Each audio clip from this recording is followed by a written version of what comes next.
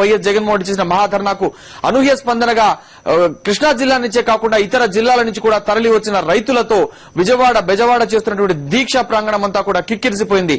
కనుచూపు మేరంతా జనంతో నిండిపోయిన మహాధర్నా ప్రాంగణం చేరుకున్న తర్వాత వైఎస్ జగన్మోహన్ రెడ్డి మాట్లాడుతూ 2 ఏళ్లలో ఎరువుల ధరలు పెరిగాయి, విత్తనాల ధరలు పెరిగాయి, పెట్రోల్ ధరలు పెరిగాయి, కానీ రైతుకు కనీస మద్దతు ధర పెరగకపోవడం శోచనీయమన్నారు. అలాగే చెరుకు రైతు కానీ పత్తి రైతు ప్రతి ఒక్కరూ దిగాలు పడి ఉన్న నేపథ్యంలో రైతులను ఆదుకోవడానికి ప్రభుత్వం ఎటువంటి చర్యలు తీసుకోలేదు.